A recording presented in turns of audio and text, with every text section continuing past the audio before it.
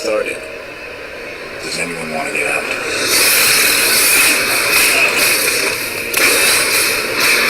Your work has been a gift to mankind. You've shaped the century. I need you to do it one more time.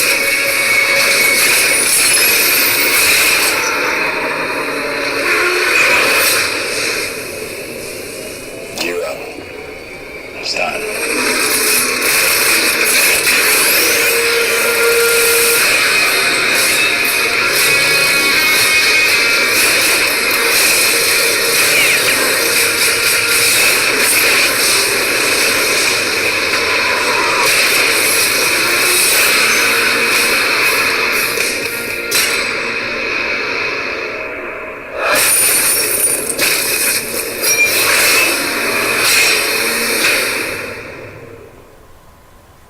America!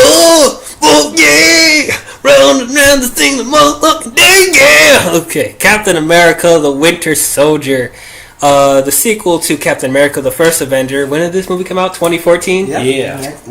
Next year. Alright. Yeah, so this is the follow-up to the First Avenger. I enjoyed the first Captain America. I didn't love it, but I did generally enjoy it, and it made me more of a fan of Captain America when I thought he was a ridiculous character with his outfit and this weird shield. But and I had my doubts about Chris Evans being Captain America. He totally won me over. He's a great Captain America, and I definitely was looking forward to seeing how he would do now that he's in present day. How will he react, and how will he deal with our current day politics and how we run things in present day. But at the same time, I was once again worried because, like I said, I didn't love the first film, and I'm just hoping for something a little bit better. I want something to knock my socks off, This movie was directed by the Russo brothers.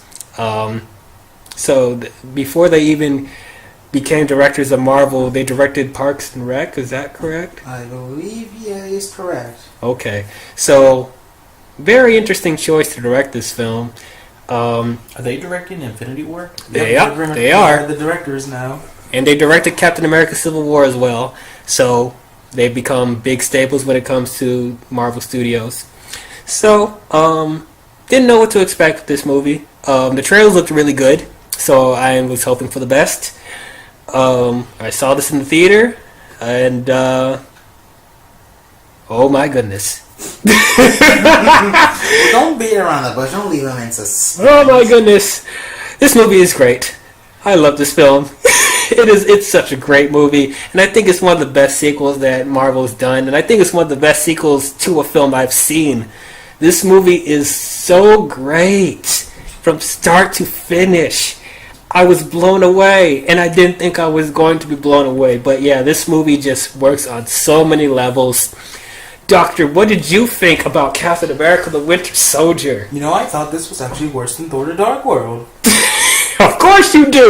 Because your tastes are disgusting! I'm kidding. This is literally the best MCU movie. This is my love this movie. Oh, it's so good. And actually, Captain America: The Winter Soldier was actually the first Captain America comic I read. Really? Yes, because remember I said from the first podcast I didn't like Captain America before First Avenger, but after First Avenger and Avengers, I was like, oh, it's pretty good. So I read the Winter Soldier comic, and this is such a great movie. I was blown away how good it was. I remember seeing it with my brothers and my niece and nephew, and they loved it, and we all loved it. I will get to, and we will go when we go further in depth about this. Mm-hmm. It's just, not only does it do great as a superhero movie, it also is a great, what would you say, espionage movie? Great spy espionage movie. Which is something shocking to say about Captain America. A great espionage movie, a spy movie, a sort of thriller. It's just, wow. Wow. Wow. No wonder why the Russo brothers have sticked up to now with Marvel. Their first movie, and they nailed it out the park. Yes. Captain Eagle. What did you think about Captain America, the Winter Soldier? Yeah, I'm with you guys. This movie is great. We have one of the, definitely an improvement from the first Captain America. I like the first one. But yeah, this is like a great sequel and still one of my favorites in the whole franchise. Yeah, just great. There's a lot of great twists in there, and yeah, it kind of has this espionage thriller feel to it as well.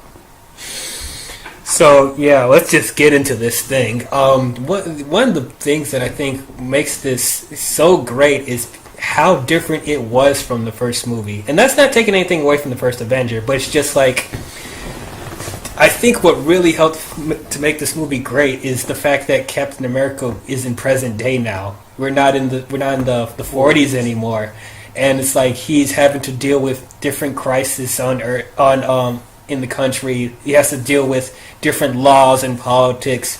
He pretty much has to go against what he stood for back in the 40s because everything is different now. People think a different way. People go about things a different way. Things are more cutthroat. Things are more darker, more espionage. So to see Captain America react to these type of, current day cultures and politics, that was actually the most interesting. Considering the fact that he now believes that the stuff that he once stood for is a lie now, and just like everyone else is, like I said, so cutthroat about how the world works and how to bring actual justice to America and even in the rest of the world, and he's having to go against what he thought was right. Since this is a spoiler review, if you're still watching this, spoilers, it turns out SHIELD this whole time was being corrupted by Hydra. Hydra. This was like I haven't read the comics. I explained this in the first Phase 1 video. So, like, watching this movie, there's stuff that, like, people would, know because they've read the comics. But for me, going in not knowing anything, I was, like, freaking out. Like, oh, shit, Hydra! Because, that was, like, a huge, like, reveal for me. Yeah, it's like nobody even realized it. Well, even Nick Fury. So that's the first big reveal of this movie. There are like two more. Yeah, there's like two more. But three more actually, kind of. Dang. Because I guess I put Hydra and Dr. Zola in the same plot twist because I was shocked that he was still alive, via AI. Oh yeah, that's right. That was cool. Yeah, that was interesting. I know people thought that was kind of weird, but I thought that was actually kind of cool. Yeah. So yeah, you have before they even realize it's Hydra, it's like we see Captain America questioning the intentions of SHIELD and Nick Fury, having to do with having their helicarriers and all their security stuff like invade the entire country for just for security and protection purposes, and the captain is like, this is kind of messing with our natural rights. It's like we can't just have SHIELD invading everywhere. But because it's basically the shoot first, ask questions later mentality. Mm-hmm. This movie's very political. It is. And even the Russo brothers had described it as like a 1970s spy thriller masquerading as a superhero movie. Mm-hmm. And I think that's what really helps, this movie, be elevated for sure. But yeah, so you have Captain America dealing with that, and then as we go back to Hydra, there's this secret Hydra agent disguising himself as head of SHIELD. What's his name? Robert Redford. Oh yeah, Robert Redford. Alexander Pierce. He was great. He was great. Well, I knew it was going to be great when Robert Redford comes in. Robert Redford's a fantastic. He actually shocked me because you don't usually expect big name actors to be in a super movie. So seeing Robert Redford, they had to be like, oh, hey, this is actually really good. Yeah, I was surprised he was going to be in this movie. I saw him in the trailer. I'm like, oh, wow. I haven't seen him in anything other than Gatsby, which I thought he was fine in. I'm not a huge Gatsby fan in general. Don't kill me, Internet. But yeah, I don't like Great Gatsby either. But yeah, he's great. Yes. But yeah, people forget when people talk about the villains of the MCU. Nobody talks about. Yeah, spoilers. He's a villain. Yeah, he's a villain. Because it kind of comes off like he's good at 1st, but then he is a good villain. Even though like he doesn't like physically do a lot, but he's kind of like he's pulling the strings. Yeah, he's pulling the strings, and he actually does it in a cool way that makes him come across like, oh yeah, you're a good character. You know, like you're interesting. Yeah, it's like I wish people talked about Alexander Pierce more when it comes to villains, because people really forget about how good of a villain he is, and also the Winter Soldier, which we'll talk about later.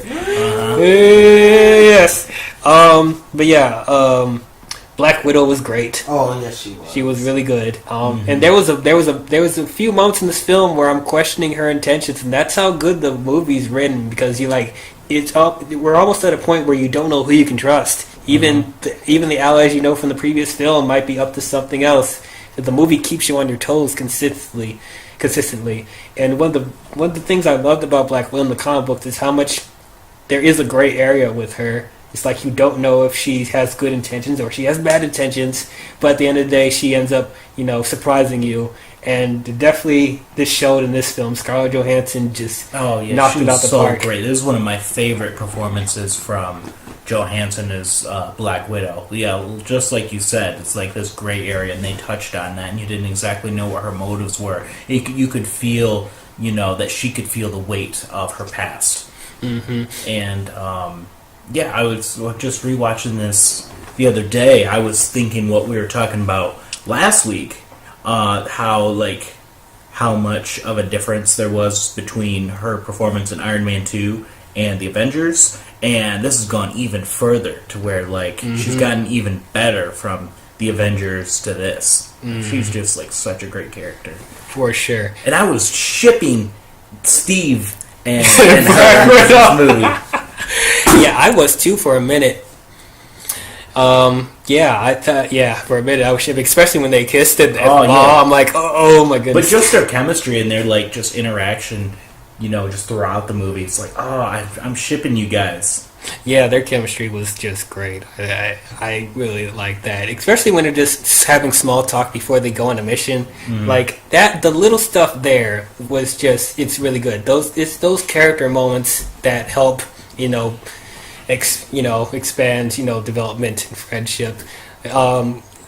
Let's talk about the action in this film.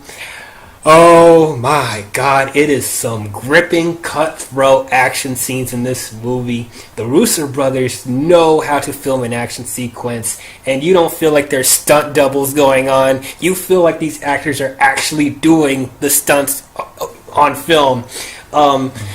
We talk about when freaking Captain America raids that ship, and he's just running and knocking people over while he's running, and freaking doing these cool tricks, deflecting the shield everywhere. This is stuff we didn't even see from the first movie or the Avengers, and it just amplifies how cool that shield is. I love this shield now. At first I thought it was stupid, but now I'm just like, that's the weapon I would want, And that was one thing they wanted to do. They wanted to show more that shield as more of an offensive weapon instead of basing it just on defense.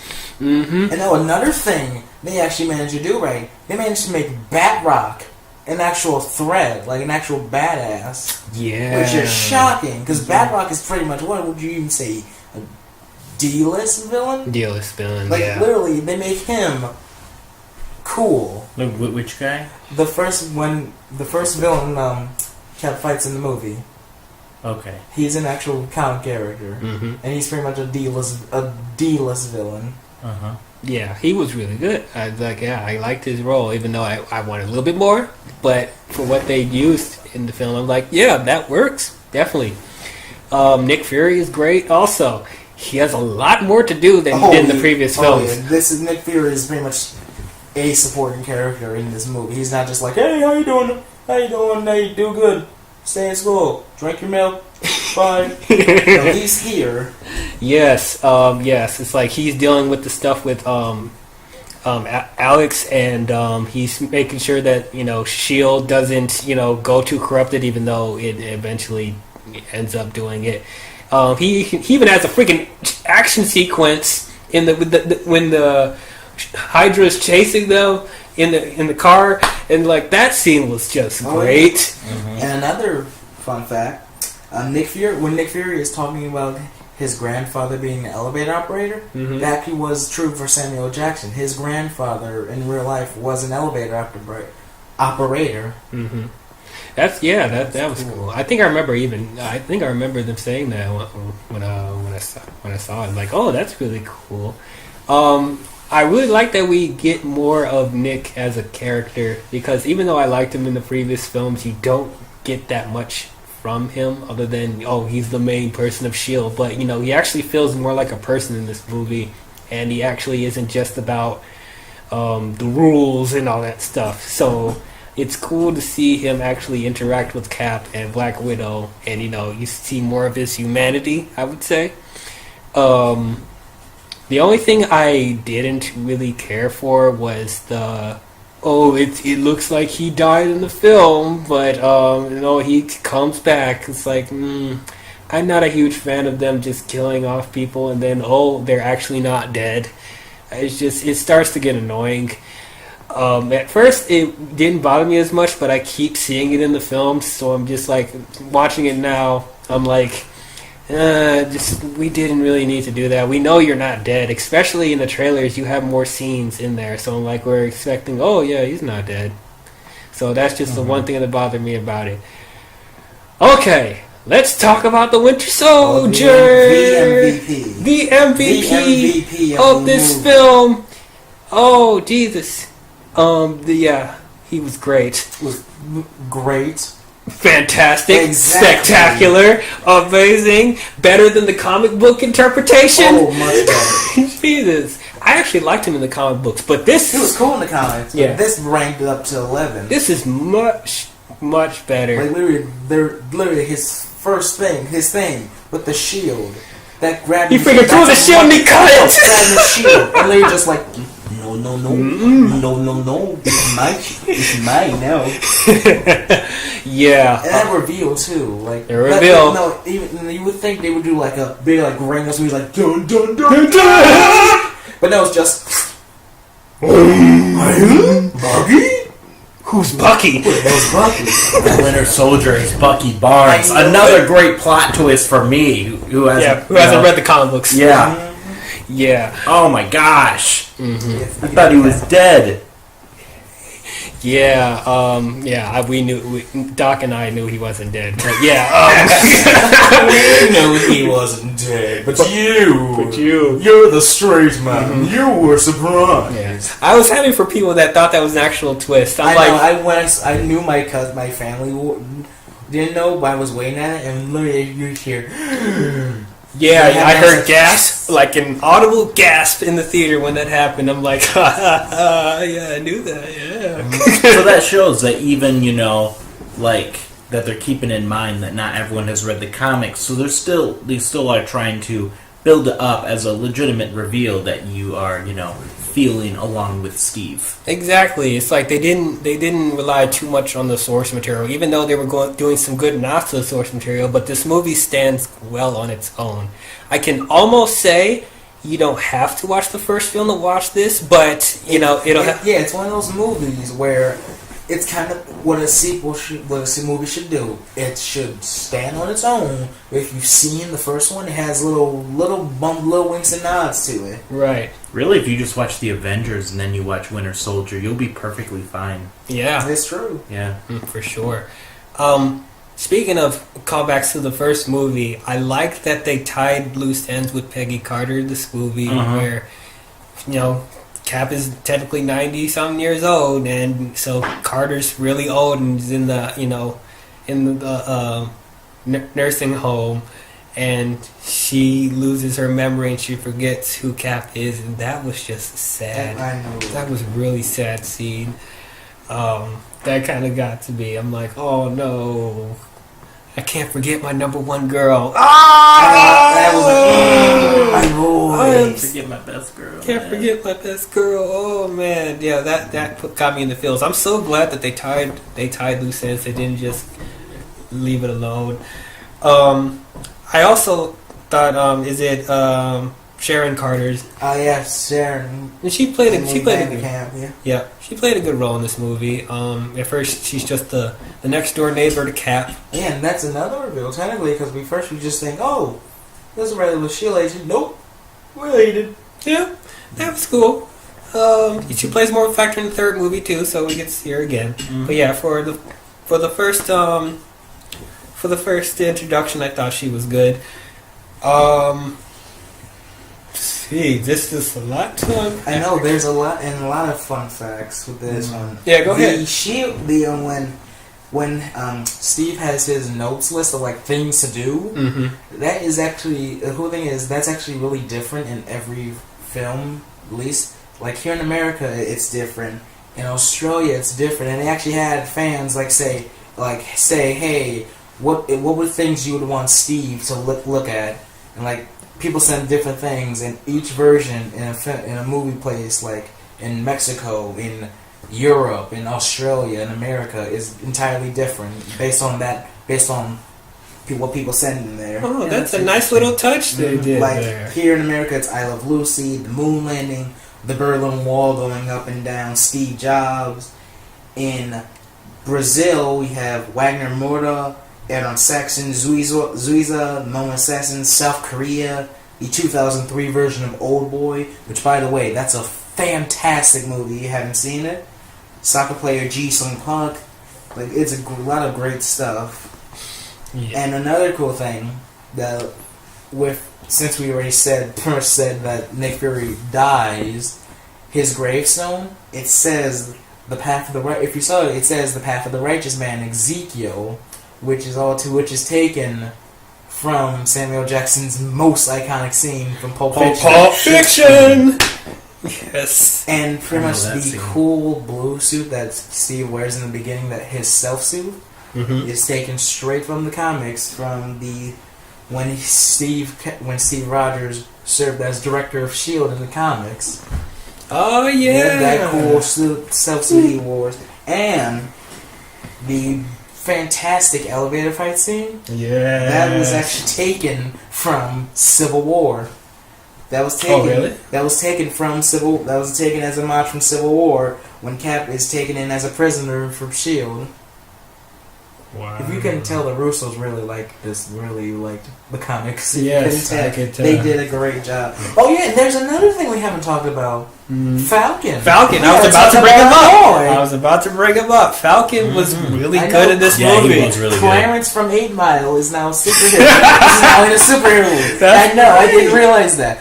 The kid from 8 Mile who Eminem beat in the rap battle. That's Falcon. Oh, that's amazing. I haven't seen 8 Mile yet. So watch 8 Mile. It's great. Yeah, or even just watch that clip with Clarence. Just watch that clip on YouTube. You look it up. That's a great scene. But oh god, he was great too. Yes. Now, when I said that I thought Captain America was ridiculous in the comic books, oh yeah, Falcon was a borderline joke to me. That could have been a nigh improbability to see Falcon done serious, because he is really, really cheesy. Like literally in his first appearance, he could talk to birds telepathically. Oh yeah, glad they didn't go with that. That was only cut, and that was cut from other appearances. But Falcon is a really silly character. He's one of the first black superheroes,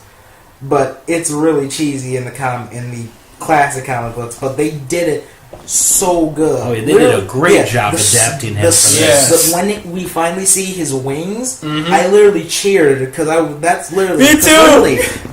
This is how he looks in the comic book. Oh my gosh! That's one. I'll put a picture of him up on the screen. It's really cheesy. Ridiculous looking. Yeah, it's easy, but yeah, it was really just.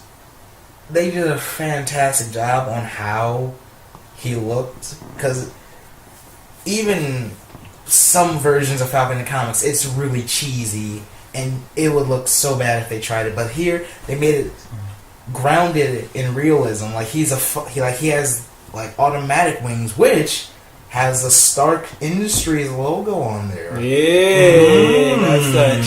Very, very Yeah, they nice. had a great friendship in this. I love their chemistry. Oh yeah, That's I do too. Yeah, that's the original Falcon. So thank God. Yeah, I like their beginning scene, like the very beginning scene when Yeah. they're running On your in left, Washington yeah. D.C. on your left, on your left. And that music's actually from the first Avenger. Oh yeah, that's right. Yeah, that was a nice touch. Very nice touch. Like they keep homaging the first film, but it's like they don't rely on the first film. It's like it's a different film, which I really appreciated. That overall climax scene with the 3 helicarriers and freaking Captain America like cleaning house with Falcon, flying with the jets, and Winter Soldier eventually catches up to him and fights Cap. That was an amazing sequence. And then you have freaking Black Widow in disguise stopping Pierce and Nick Fury. They're both like stopping Pierce. That whole sequence was great. Also, we didn't mention who eventually becomes Crossbones. Yes, you just read my mind. The whole like strike team, because there's also the actor who plays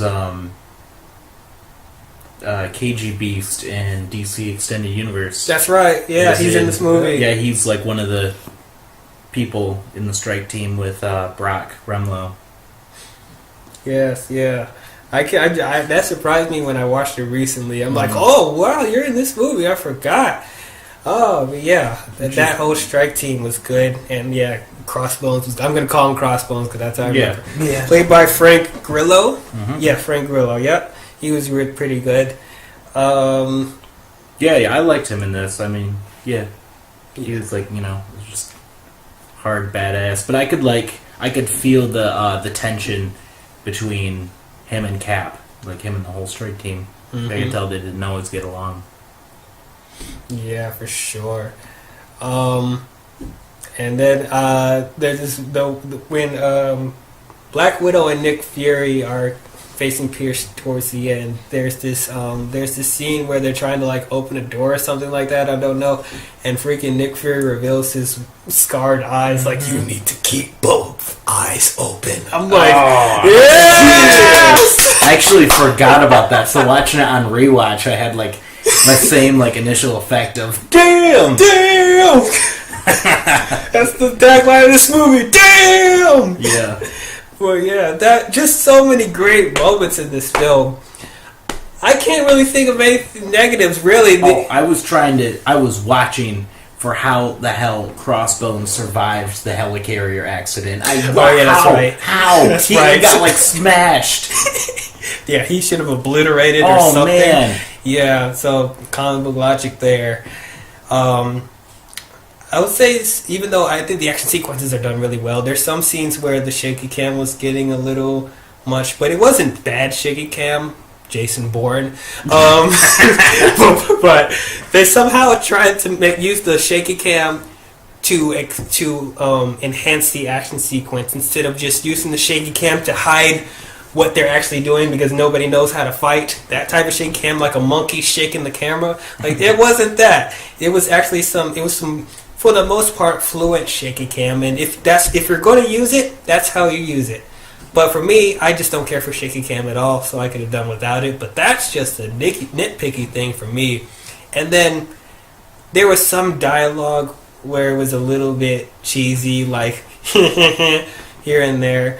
I can't name something off the bat because for the most part the dialogue is great. But there's just some like cheesy one-liners where I'm like, The War Games reference. oh yeah, I'm like, but yeah, that's really the extent of my negatives with this film.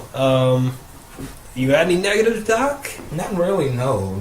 And even if they're negatives, they're very minuscule. I feel like this is the best MCU movie. If you haven't seen it by now, you're probably not going to see it. Or You don't like spot. You don't like good movies. Mm-hmm.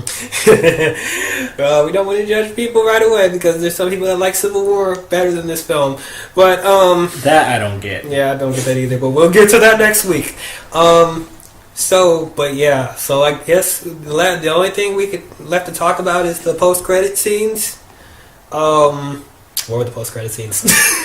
Oh, nothing. Okay. Just the reveal of the Maximoff twins. Oh Baron von yeah, Strucker. that's right. Yep. In the mid. Quicksilver and Scarlet Witch. They're in this facility locked up by Hydra and who was the Hydra agent? Strucker. Baron von Strucker. Baron von Strucker. They're talking about we have new weapons we will use against the Avengers, and they will not know what's coming or something like that. They will never see them coming. I'm about to rant in the Age of Ultron review. Oh, boy.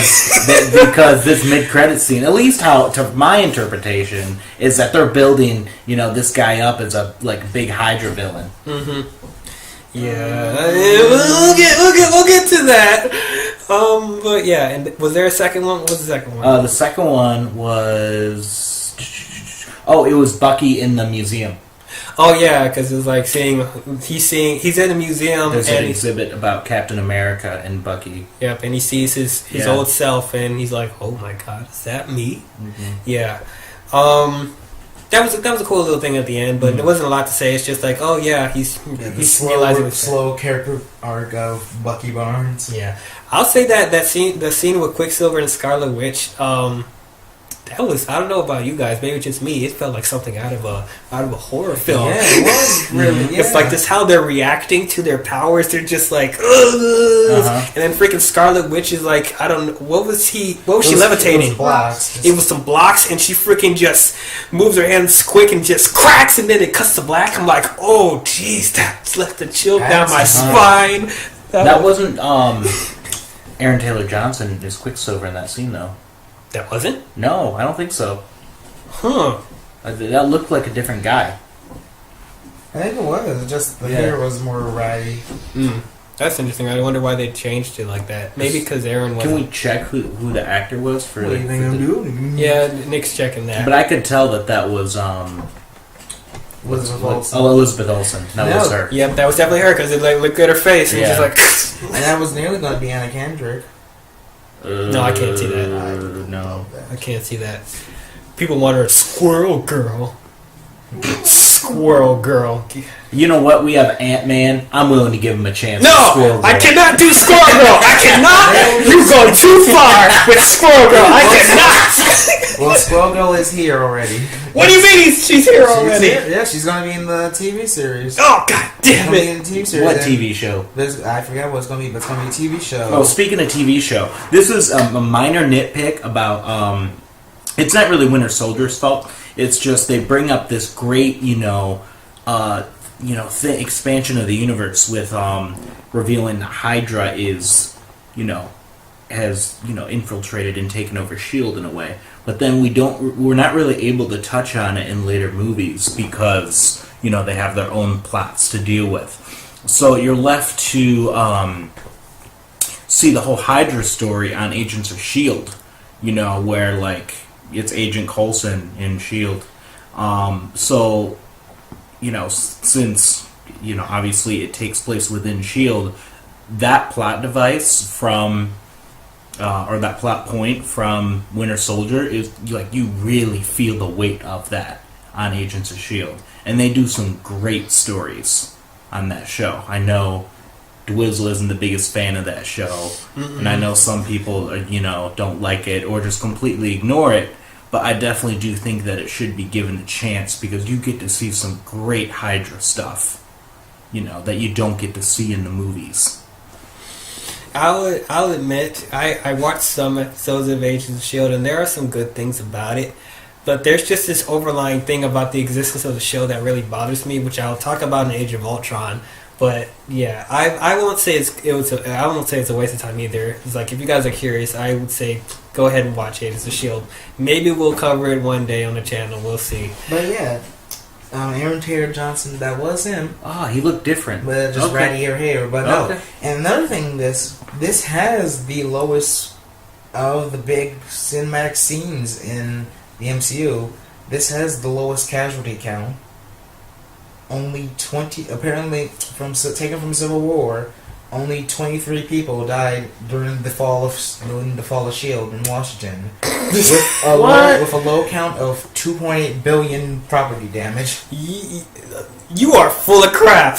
Disney, Marvel, you are full of crap. Yeah, you guys. You are full of crap. Yeah, how many people did we say died in the Avengers? 74. Oh, yeah, bullshit. Now this is a miracle. Like, no, there is no fucking way. Well, we have an Age of Ultron with the highest. But those helicarriers crashed. Like, they're freaking huge helicarriers. They smushed everything in their path. Like, they probably took out like 10 blocks, bruh. Like, no. 20 people didn't die from that. 20. There were more than 20 people on the helicarriers that fell and blew up. So, no, Right. more than 20 people died. Yeah, so stop with that nonsense, Marvel. Stop it. Oh. Well, I think that's another nitpick about it. But anyway, overall, I love this film. Yeah, really great. It is a great movie. I would say, yeah, this is one of the best films in the MCU. I can't say it's I don't know if I'm ready to say it's better than Iron Man, but it's like right there. It's with on me. the same line. It's on the same length. Yeah. But I will say I would say it's a more focused film than Iron Man because it consistently knew what it wanted to be. It didn't be a one thing for the first 3 quarters and then turn to a comic book film at the end. It was consistently the tone and the pace. It was all consistent. So I'll give that the edge over Iron Man. Well, overall, this is one of the best films in the MCU, and if you haven't seen it, what is wrong with you? Why are you watching this video? Watch the movie! Why are you watching us? Why are you watching Yeah, this? this movie Thank you really for watching, sticks but- out. It's just like Oh, one of watch the it. real good ones. One of the great ones. So, obviously, Captain America gets an A Yep. for America! Plus. Oh, yeah! Actually gets an A plus from me. Dr. Dick says A+. Solid A for me, yeah. Yes, just great, great, great film. Made me love Captain America now. Oh, such amazing.